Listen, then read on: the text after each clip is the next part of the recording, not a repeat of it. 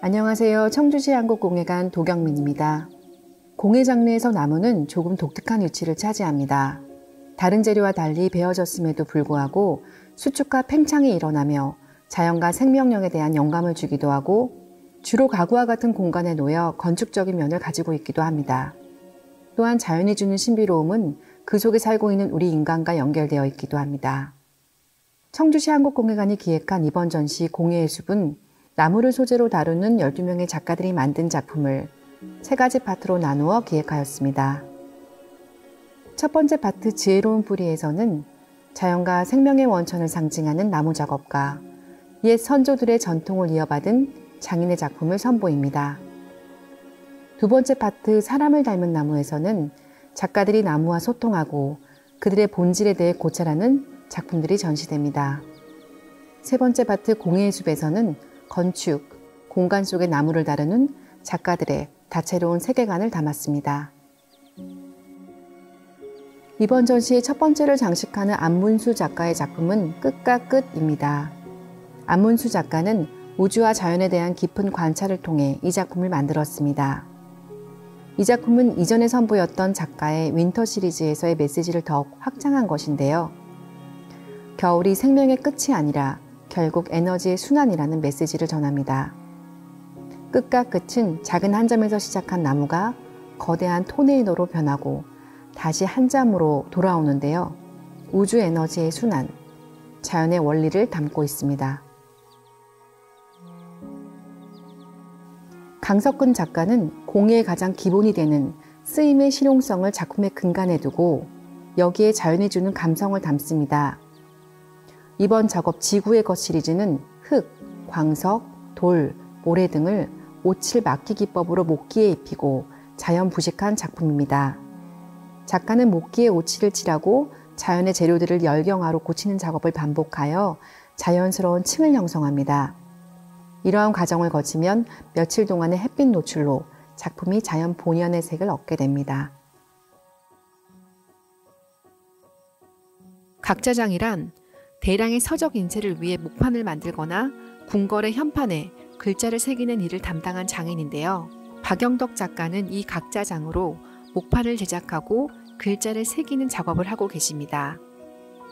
1988년에 서각에 입문하여 지금까지 충청북도 무형문화재 제28호 각자장으로 활동 중이십니다. 이번에 전시된 목판은 혼민정음 언해본과 해례본 그리고 능화판입니다. 혼민정음 해례본은 세종이 처음 펴낸 한문으로 쓰여진 해설서를 뜻하고 언해본은 이후 세조에 이르러 나온 우리말 해설서를 뜻합니다. 능화판은 책 표지에 문의를 넣기 위한 목판을 말합니다. 서신정 작가는 채상이라는 대나무로 만든 상자를 제작하는 장인으로 채상은 채죽 상자의 줄임말입니다. 채상은 대나무를 얇고 길게 쪼개어 색을 입혀 만든 상자로서 옛부터 보석함이나 혼수품 등 귀한 것을 보관하는 데 사용되었습니다. 이번에 출품된 해 시리즈는 기존에 작업한 채죽 상자가 아닌 자연의 색을 입힌 대나무 오브제 작업인데요. 평소 아름다운 자연의 색과 대나무의 조합을 고민하던 작가의 깊은 고민이 아름다운 빛깔로 드러난 작업입니다. 노경택 작가의 작품 플랜트시의 가구들은 사람을 위한 가구가 아닌 식물을 위한 가구를 만든 것입니다. 살아있는 식물들은 조용히 있지만 실제로는 향기, 냄새, 미세한 수분 입자 등을 통해 스스로 살아있음을 알려줍니다. 작가는 이러한 미세한 신호들을 아두이노라는 작은 컨트롤 보드를 활용해 증폭시켜 관람객과의 상호작용을 유도합니다. 작가가 의도한 것은 식물과 인간 사이의 교감인데요. 실제로 이 작품들은 화가, 무용수, 비평가, 음악가, 사회적 기업 대표 등 5인에게 전달되어 한 달 동안 실제로 그들과 함께 생활하며 교감을 시도하였던 작업들입니다. 이상훈 작가의 플란포체어 시리즈는 러시아의 소비에트 시절 구성주의 예술운동에서 영감을 받아 제작되었습니다. 구성주의는 1918년부터 약 19년간 전개되었던 혁명 사상을 기반으로 하는 조형 예술운동으로 당시에는 건축과 디자인의 비대칭적인 질서를 가진 기하학적 구조물이 많이 제작되었습니다. 이상훈 작가는 그 시대의 전위적이고 독특한 버스 정류장들의 볼드한 디자인을 차용해 의자의 밴딩 기법을 활용해 담아내었습니다.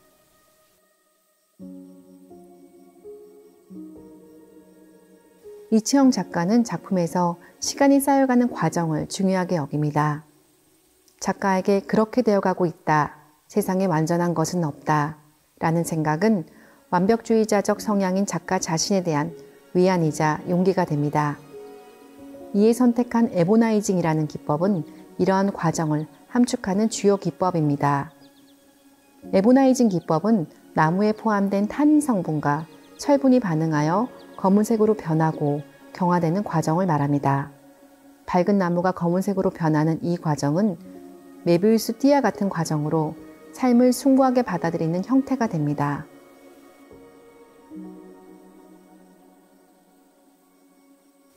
김민옥 작가는 한 나무가 고유하게 지닌 감성과 아름다움을 최대한 살린 작업을 합니다. 나무에 벌레 먹은 무늬가 생기거나 갈라지기 시작한 부분이 생기면 작가는 작업을 시작합니다. 이렇게 살아 숨쉬는 나무의 고유한 형태와 무늬를 그대로 살려 작품으로 이끌어내는데요. 작가는 최대한 자신만의 스타일은 자제하고 나무 고유의 본성이 드러나고 발견되도록 했습니다. 때문에 처음부터 어떤 형태를 염두하고 작업을 시작하는 것이 아닌 나무 덩어리 안에 내재된 본 모습을 끄집어내려고 합니다. 이자연 작가는 설치미술 작가로서 나무와 숲을 바라봅니다. 어릴 적 농장에서 자랐던 작가에게 나무는 나 자신이기도 하고 나를 바라보는 대상이기도 합니다. 그렇게 일상에 함께했던 나무, 숲은 작가에게 자연스러운 사유의 공간이며 그 사유가 표출되는 통로가 됩니다. 붉은 촉 시리즈는 작가의 심리를 담은 어떤 상황적 풍경입니다. 고요한 나무숲 속의 붉은 촉은 서로 뒤엉켜 있는 충동, 가냘품, 성장, 두려움, 회피, 에너지 등 작가가 살아있음을 대변하는 것들입니다. 그리고 그렇게 불쑥불쑥 튀어오르는 본연의 불안이 가냘픈 촉수처럼 부러지기 쉬울 것 같다가도 어느새 숲이 우거지면 온화하게 치유되기도 합니다.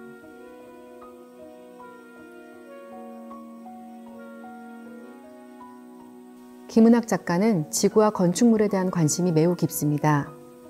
그는 이런 사물과 건축물이 우리 인간의 존재와 밀접하게 연관되어 있다고 믿습니다. 공상과학 소설을 좋아하고 직접 글도 쓰며 시리즈별로 자신이 창조한 세계를 만들어내는데요. 거기에는 작가가 만들어낸 가상의 이야기와 세계가 담겨 있습니다. 플래닛 언플래닛 시리즈에서 플래닛은 우리가 사는 기성세계를, 언플래닛 도시는 작가가 구성한 신세계를 나타냅니다. 이러한 세계관을 구성하는 가장 기초적인 형태는 목공예로 만들어진 기하학적 모형들입니다. 이 모형들은 세계관에 따라 회전차가 되기도 하고 입체적으로 솟아오르기도 합니다.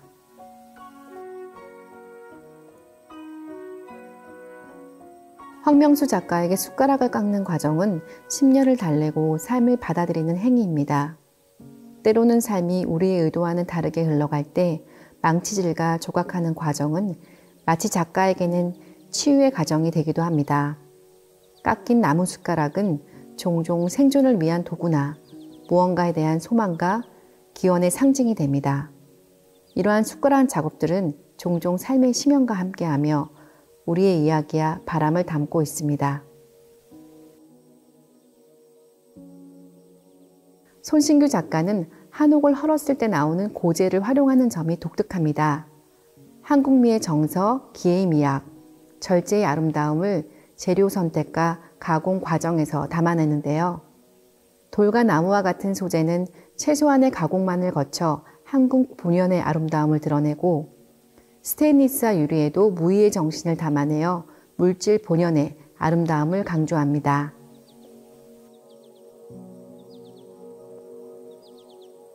지금까지 여러 작가들의 작품을 보면서 여러분은 어떤 감정을 느끼셨나요? 이번 전시에서 작가들이 만들어낸 공예의 숲을 여러분들 역시 만끽하시길 바랍니다.